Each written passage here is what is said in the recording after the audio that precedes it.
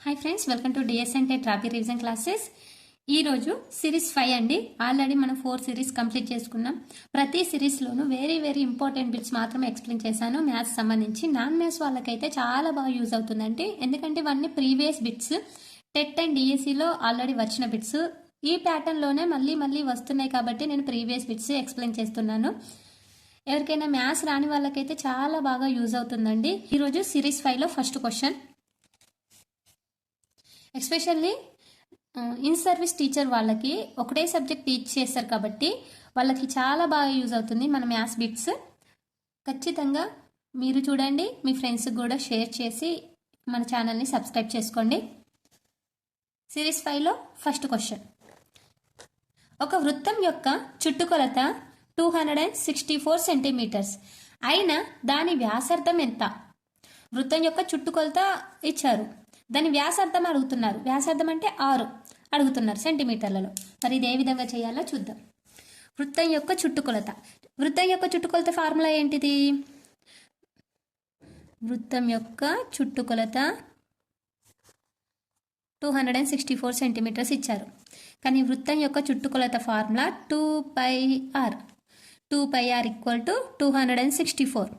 వృత్తం యొక్క చుట్టుకొలత ఫార్ములా మనకు తెలిసి ఉండాలి. వృత్తం యొక్క వైశాల్యం πr². ఇదేంటిది? వృత్తం యొక్క వైశాల్యం. ఓకే, ఇది వృత్తం యొక్క చుట్టుకొలత. ఇక్కడ మనకు వ్యాసార్థం అడిగారు. వ్యాసార్థం అంటే ఆర్ని వ్యాసార్థం, రేడియస్ అంటారు. ఇక్కడ మనకు 2 అంటే 2, పై వాల్యూ 22/7. ఆర్ వాల్యూ తెలియదు, ఇది కనుక్కోవాలి. r = 264. నెక్స్ట్ r = ఇవన్నీ రైట్ సైడ్ పంపించాలి. 264. ఇక్కడ 2 అనేది ఇంటూ చేస్తుంది, రైట్ సైడ్ అయితే డివైడ్ అవుతుంది 1/2. ఇంటూ 22/7 ఏమవుతుంది? 2/27. నెక్స్ట్ r = ఇక్కడ క్యాన్సిలేషన్ అవుతుంది. 22 1s అయితే ఇక్కడ 4 మిగులుతుంది. 22 2s 44. 2 1s 2 6s 12. Okay, next ఇక్కడ రిమైనింగ్ ఏం మిగిలినాయి? 6 × 7. 6 7s 42. రేడియస్ ఎంత వచ్చింది? r value = 42 centimetres. ఇక్కడ మనకు తెలియాల్సింది ఒకటి, వృత్తం యొక్క చుట్టుకొలత ఫార్ములా తెలిస్తే వ్యాసార్థం r = కనుగొనొచ్చు. Next question. కామెంట్లో చాలామంది అడుగుతున్నారు, మేడం మీరు ఏది యూజ్ చేస్తున్నారని. నేను ఎస్&ఎస్ మోడల్ పేపర్స్ ఎక్స్ప్లెయిన్ చేస్తున్నాను. ఇందులో academic text book page numbers reference ఆధారంగా ఉంటుంది కాబట్టి నేను ఈ బుక్ సెలెక్ట్ చేసుకున్నాను. ఎందుకంటే మనకు ఎగ్జామ్లో వచ్చేటి ఓన్లీ అకాడమిక్ టెక్స్ట్ బుక్ బేస్డే వస్తాయి. మళ్ళీ ప్రీవియస్ పేపర్స్ కూడా ఇందులో ఉన్నాయి, మళ్ళీ అకాడమిక్ టెక్స్ట్ బుక్ ప్రాబ్లమ్స్ మాత్రమే ఉన్నాయి కాబట్టి ఈ మోడల్ పేపర్ నేను ఎక్స్ప్లెయిన్ చేస్తున్నాను. ఇందులో మోడల్ పేపర్స్లో 2 previous bits plus 7 model papers ఉన్నాయి. ప్రతి బిట్కు academic text book page number reference కూడా ఇచ్చారు. అందుకే నేను ఈ బుక్ సెలెక్ట్ చేసుకొని చెప్తున్నాను. ఎందుకంటే మళ్ళీ మన టెట్లో text book academic text book బేస్డే క్వశ్చన్స్ వస్తాయి కాబట్టి నేను ఇందులో ఉన్న బిట్స్ ఎక్స్ప్లెయిన్ చేస్తున్నాను. మళ్ళీ వెరీ ఇంపార్టెంట్ బిట్స్ మాత్రమే ఎక్స్ప్లెయిన్ చేస్తున్నాను. ఈ బుక్ లింక్ ఎవరికైనా కావాలంటే డిస్క్రిప్షన్లో లింక్ ఇస్తాను, ఖచ్చితంగా తీసుకోండి. Next question. ఇక్కడ చూడండి, ఒక బియ్యం బస్తా బరువు 50 కిలోగ్రాములు అయినా 17 బియ్యం బస్తాల బరువు ఎంత? అండి, ఒక బియ్యం బస్తా బరువు 50 కిలోగ్రాములు అయినా 17 బియ్యం బస్తాల బరువు ఎంత? ఒకటి 50 కేజీలు అయితే 17 బియ్యం బస్తాల బరువు ఎంత? ఈ విధంగా సింపుల్గా చేయాలి. 17 5 85. 85 0 0 850. 850 is answer. Easy, direct step, with in సెకండ్లో చేయొచ్చు ఈ క్వశ్చన్కి ఆన్సర్. Next question. ఇక్కడ చూడండి, 4.7 బార్ యొక్క అకర్ణీయ సంఖ్య రూపం ఎంత అని అడుగుతున్నారు. ఇక్కడ 4.7కి బార్ ఉంది. 4.7 బార్ యొక్క అకర్ణీయ సంఖ్య రూపం చేద్దాం.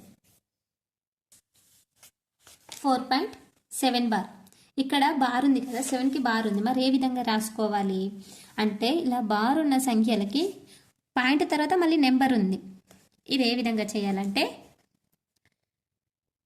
ఫస్ట్ మొత్తం సంఖ్య తీసుకోవాలి. 47 మైనస్ పాయింట్ తర్వాత ఏ నెంబర్ ఉందో అది వేసుకోవాలి. ఓకే, 47 - 4 వేసుకోవాలి. ఇక్కడ బార్ ఎన్ని సంఖ్యలు ఉందో అది డినామినేటర్లో అన్ని 9s పెట్టాలి. ఇప్పుడు బార్ ఒకటే సంఖ్యకు ఉంది కాబట్టి ఒక 9 పెట్టాను. ఓకే, ఈ విధంగా చేయాలి. 47 - 4 ఎంత? 43/9. Answer is 43/9. ఫస్ట్ క్వశ్చన్ 4.7 యొక్క అకర్ణీయ సంఖ్య రూపం 43/9. Okay, next question. ఒక బస్సు డ్రైవర్ పెట్రోల్ బంక్లో డీజిల్ కోసం 2250 చెల్లించాడు. డీజిల్ రేటు లీటర్కి 50. అయినా బస్సు డ్రైవర్ ఎన్ని లీటర్ల డీజిల్ కొన్నాడు? ఒక బస్ డ్రైవర్ పెట్రోల్ బంక్లో డీజిల్ కోసం 2250 చెల్లించాడు. డీజిల్ రేటు 1 లీటర్కి 50 రూపాయలు. అయినా బస్సు డ్రైవర్ ఎన్ని లీటర్ డీజిల్ కొన్నాడు?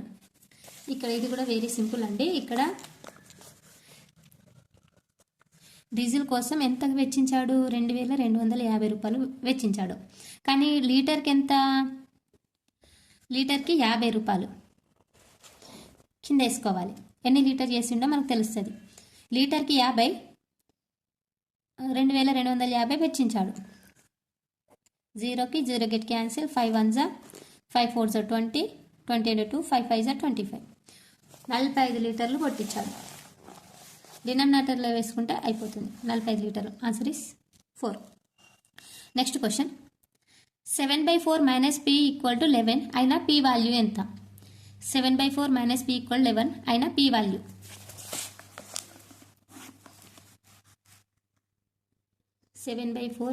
p = 11. p వాల్యూ ఎంత? ఇక్కడ చూడండి ఒకసారి. 7/4 p వాల్యూ కావాలి కాబట్టి pని రైట్ సైడ్ పంపిస్తున్నా, 11ని లెఫ్ట్ సైడ్ పంపిస్తున్నా. -p అటు వెళ్తే +p అవుతుంది. +11 లెఫ్ట్ సైడ్ వస్తే -11 = p. ఓకే, ఇక్కడ డినామినేటర్లు చూసుకోవాలి. డినామినేటర్ 4 ఉంది, ఇక్కడ 1 ఉంది కాబట్టి LCM 4. 7 × -11 × 4 11 × 4. Okay, 7 - 44.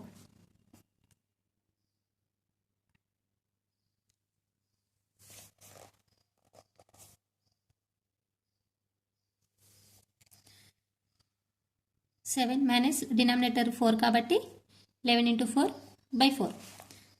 7 - 44. 11 4s are 44. 44/4 = p. Now p = -44 + 7. -44 + 7 ఎంత? తీసేస్తే 37. 37/4. p వాల్యూ ఎంత వచ్చింది? 37/4. క్యాన్సిలేషన్ అవుతుందా? క్యాన్సిల్ కాదు. కాబట్టి ఆన్సర్ ఇదే ఉందో చూద్దాం. ఇది +37 -37 -37.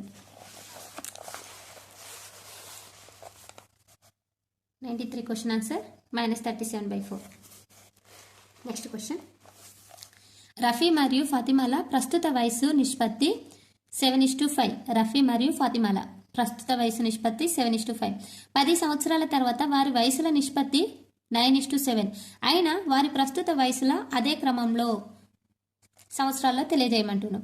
ఈ క్వశ్చన్ నేను సిరీస్ 3లోనో సిరీస్ 4లోనో ఎక్స్ప్లెయిన్ చేశాను. హేమ వయసు అని చూడండి. ఆ మోడల్ బిట్ మళ్ళీ వచ్చిందా నెక్స్ట్ ప్రీవియస్ క్వశ్చన్లో? కాబట్టి ఇటువంటి వయసుల క్వశ్చన్ ఖచ్చితంగా వస్తుంది.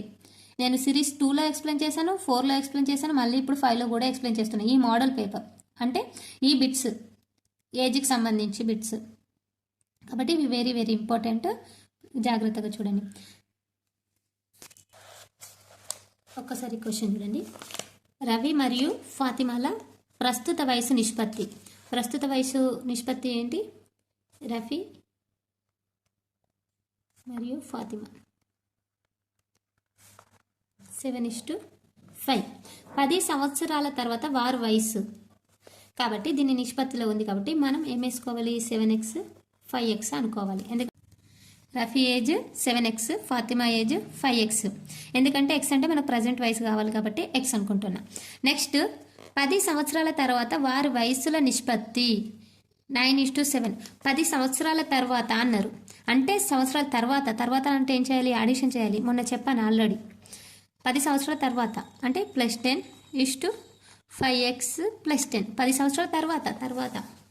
ఓకే, నెక్స్ట్ తర్వాత వారి వయసు 9:7. 10 సంవత్సరాల తర్వాత వారి వయసు 9:7 అంట. ఇక్కడ నిష్పత్తి ఉంది కాబట్టి దీన్ని ఏ విధంగా రాసుకోవచ్చు మనం? 7x + 10 by 5x + 10 equal to తర్వాత వారి వయసు ఇంత అవుతుంది అని అంటారు. 9/7 అంటే 9:7 అంటే 9/7 కదా. 10 సంవత్సరాల తర్వాత 9/7. ప్రజెంట్ రవి మరియు ఫాతిమాల ప్రస్తుత వయసు ఏమో 7x. 10 సంవత్సరాల ఫాతిమా వయసు 5x. ప్రజెంట్ 10 సంవత్సరాల తర్వాత ఎంత అవుతుంది అని అడుగుతున్నారు. వాళ్ళ నిష్పత్తి ఏమో 9:7లో ఉంటుందట. వారు ప్రజెంట్ 10 సంవత్సరాల తర్వాత వారి వయసు ఏ విధంగా ఉంటుందో తెలుసుకోవాలి మనం ఇప్పుడు. అంటే ఇక్కడ ఎక్స్ వాల్యూ తెలుసుకుంటే అయిపోతుంది. దీన్ని సాల్వ్ చేయాలి ఇప్పుడు. 7x + 10 5x + 10 ఏ విధంగా చేయాలో చూద్దాం. ఇక్కడ క్రాస్ మల్టిప్లికేషన్ చేయాలి. 7 ఇటు వస్తుంది. 7x + 10 equal to 9 5x + 10. ఏ విధంగా అంటే ఇక్కడ డినామినేటర్ ఉంది కాబట్టి ఇక్కడ ఇంటూ చేస్తుంది, ఇక్కడ డినామినేటర్ ఉంది కాబట్టి 9కి ఇంటూ చేస్తుంది రైట్ సైడ్ వెళ్తే. ఆ విధంగా 7 7 49 49x 7 10 70 equal to 7x 9 10 90 9 5 45 9 10 90. Next 49x - 45x left సైడ్కి 90x 90 సైడ్ వెళ్తే -70 ప్లస్ ఉంది, రైట్ సైడ్ వెళ్తే -70. 49 45 తీసేసి ఎంత? 49 - 45 4x equal to 90 - 70 20 x equal to 20/4. 4 అనేది ఇటు ఇంటూ చేస్తుంది, రైట్ సైడ్ వెళ్తే డినామినేటర్ 2 వస్తుంది, డివైడ్ అవుతుంది. x ఈక్వల్ టు 20/4 క్యాన్సిలేషన్ చేస్తే 4 1 4 5 20 x ఈక్వల్ టు 5. అంటే ఇక్కడ మన క్వశ్చన్ చూడండి, x ఈక్వల్ టు 5 వచ్చింది. వారి ప్రస్తుత వయసు అదే క్రమంలో రాయండి. ఇక్కడ వాళ్ళ ఫస్ట్ వయసు ఎంత? 7:5 కదా. 7x = 5x రఫీ మరియు ఫాతిమాల. ఇప్పుడు రఫీ వయసు ఎంత చూద్దాం. రఫీ ఈక్వల్ టు 7x అంటే 7 × 5 7 5 35. ఫాతిమా 5x 5 × 5 25 అంటే 35:25. రఫీ వయసు 7x = 7 × 5 = 35. ఫాతిమా 5x తన ఏజ్ 5 × 5 25. 10 సంవత్సరాల తర్వాత వాళ్ళ ఏజ్ ఎంత ఉంటుంది? 35:25. ఆప్షన్ ఉందా చూద్దాం. 35:25 ఇక్కడ ఉంది. Second option is correct. Next question. ఇక్కడ క్వశ్చన్, రమేష్ ఒక DVD ప్లేయర్ను 2800కు అమ్మడం ద్వారా 12% లాభాన్ని పొందాడు. ఆయన DVD ప్లేయర్ కొన్న వెల ఎంత అని అడిగారు. ఇక్కడ కొన్న వెల అడిగారు, ఇక్కడ 2800కు అమ్మడం ద్వారా 12% లాభం పొందాడు. ఇది గుర్తుంచుకోవాలి. రమేష్ ఒక DVD ప్లేయర్ను 2800కు అమ్మడం ద్వారా 2800కి అమ్మడం ద్వారా అతను ఎంత శాతం లాభం పొందాడు? 12% లాభం పొందాడు. కాబట్టి అతను ఎంత కొన్నాడు, మరి కొన్న వెల ఎంత అని అడుగుతున్నారు. ఇక్కడ రివర్స్ అడుగుతున్నారు కాబట్టి మనం ఏం చేయాలి? 100కు 12% లాభం వచ్చింది అంటే 112 రూపాయలు లాభం వచ్చింది. ఈ విధంగా వేసుకోవాలి. ఈ విధంగా వేసుకొని దీన్ని సాల్వ్ చేస్తే ఆన్సర్ వస్తుంది. అదే 2800కి కొని 12% లాభం వచ్చింది అని అంటే ఈ విధంగా వేసుకోవాలి. 1/112 × 100. అమ్మిన వెల ఎంత అని అడిగితే ఈ విధంగా, కొన్న వెల అడుగుతున్నారు కాబట్టి ఈ విధంగా వేసుకోవాలి. ఓకే, 2800 కొని అమ్మడం ద్వారా 12% లాభం వచ్చింది కాబట్టి 100కి 112 అని వేసుకోవాలి. ఓకే, ఇది ఇప్పుడు క్యాన్సిలేషన్ చేయాలి. 2 5 10 2 6 12 2 5 10 1 మిగిలితే 2 6 12 2 1 2 4 8 0 0 7 8 56 7 2 14 0 0 4 2 4 5 4 2 4 5 20 0 2 1 2 25 2500 2500 2500 ఆన్సర్ ఇస్ 2500. ఇక్కడ 2800కు అమ్మడం ద్వారా 12% లాభం పొందాడు. అతను మరి కొన్న వేల ఎంత అంటే ఈ విధంగా వేసుకోండి. 2800 ఇంటూ 100కు 112 112 లాభం వచ్చింది కాబట్టి. నెక్స్ట్ క్వశ్చన్, ఒక వృత్తం కలిగి ఉండు సౌష్ఠవ రేఖల సంఖ్య. సౌష్ఠవ రేఖల గురించి నేను ఆల్రెడీ సిరీస్ 2లోనో 1లోనో ఎక్స్ప్లెయిన్ చేశాను.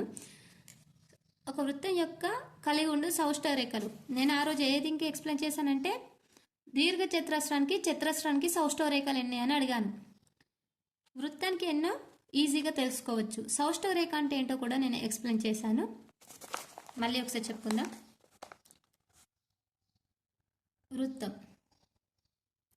వృత్తానికి సౌష్ఠవ రేఖలు ఎన్ని ఉంటాయంటే అనంతం ఉంటాయి. ఏ విధంగా అంటే ఇప్పుడు వృత్తాన్ని ఈ విధంగా కట్ చేసినామనుకో 2 సమాన భాగాలు అవుతాయి.